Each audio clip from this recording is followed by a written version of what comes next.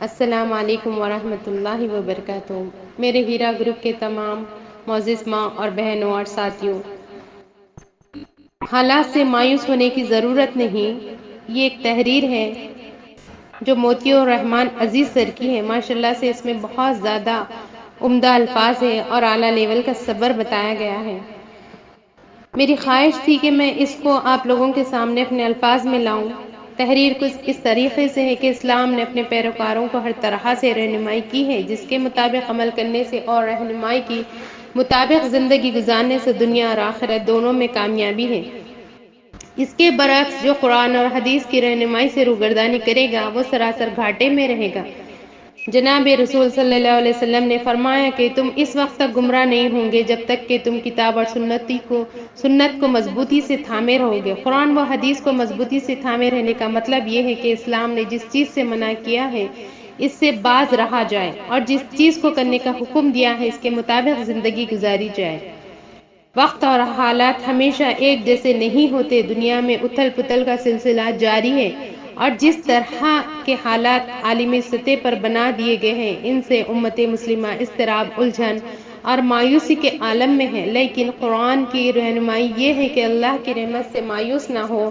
قرآن کی اس آیت کا مطلب یہ ہے کہ انسان کی زندگی میں دکھ مصیبت آتے رہتے ہیں، نشیب و فراز پیدا ہوتے رہتے، کبھی خوشی ہے تو کبھی غم ہے۔ ہاں یہ حقیقت ہے کہ کبھی کبھار دکھ اور مصیبت کے لمحات طویل ہو جاتے ہیں، ایسے میں لوگ مایوسی کا شکار ہو جاتے ہیں، لیکن تاریخ کے مطالعے سے پتہ چلتا ہے کہ مسلمانوں پر موجودہ حالات سے کہیں زیادہ الجھن بھرے حالات رہے ہیں، لیکن ہمارے صبر اور استقامت اور ایمانی قوت سے اللہ تعالیٰ نے الجھن بھرے حالات کو سازگار بنا دیا۔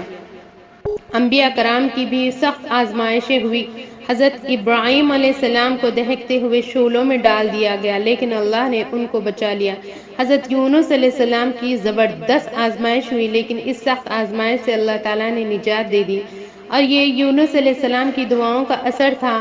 جناب رسول صلی اللہ علیہ وسلم کے کتنے مصائب اٹھائے، کتنی سختیاں برداشت کی، لیکن اللہ تعالیٰ نے ان سب مصائب کو سکھ میں بدل دیا، اور یہ سب اللہ تعالیٰ کے احکام کے صحیح معنوں میں پیروی کا نتیجہ تھا۔ مذکورہ انبیاء کی آزمائش اور صحابہ کرام رضی اللہ تعالیٰ عنہ، ائمہ کرام رحمۃ العالمین کے آزمائش میں موجودہ دور کے مسلمانوں کے لیے بہت بڑا سبق ہے۔ وہ حالات سے مایوس نہ ہو، اللہ تعالیٰ سے لو لگائے، جناب رسول صلی اللہ علیہ وسلم کا سچا امتی بن جائے تو حالات انشاءاللہ سازگار ہو جائیں گے۔ تاریخ سے مسلمانوں کو سبق حاصل کرنا چاہیے کہ پچھلے ادوار میں بھی اس سے کہیں زیادہ مشکل مرحلے پیش آئے، لیکن اللہ نے مسلمانوں کو صبر اور استقامت اور دعاؤں کی برکت سے مصائب مشکلات کے بادل کو چھٹ دیے ہیں، اور مسلمان دوسری قوموں کے لیے بہت بڑی نعمت ثابت ہوئے۔ آج ہم بھی اس دور میں بھی دوسری قوموں کے لیے بہت بڑی نعمت ثابت ہو سکتے ہیں۔ شرط یہ ہے کہ مسلمان اپنے انبیاء کرام اور صحابہ کرام رضی اللہ تعالیٰ عنہ کی زندگی سے سبق حاصل کریں انشاءاللہ۔ میں آپ لوگوں کو سب سے یہ بات کہنا چاہتی ہوں کہ یہ جو کمپنی ہے ہیرا گروپ آف کمپنی، انشاءاللہ آنے والے وقت میں ہمارے آنے والی نسلوں کے لیے بہت زیادہ کارساز ہوگی اور آنے والی نسلوں کے لیے ایک بہت بڑی مددگار کمپنی ثابت ہوگی۔ ہماری آپا ڈاکٹر نوائرہ شیخ انشاءاللہ ایک امانت دار ہیں، اور انشاءاللہ وہ جلد سے جلد ہماری امانتوں کو ادائیگی کر کے امانت دار ثابت ہو جائیں گے انشاءاللہ۔ ہر حالت میں انہوں نے سیٹلمنٹ کیا ہے، کبھی گولڈ کی صورت میں، کبھی اماؤنٹ کی صورت میں۔ آج الحمدللہ اب وہ زمینوں پہ سیٹلمنٹ کریے، انشاءاللہ اللہ تعالیٰ ان کو بھرپور کامیابی عطا کریں گا۔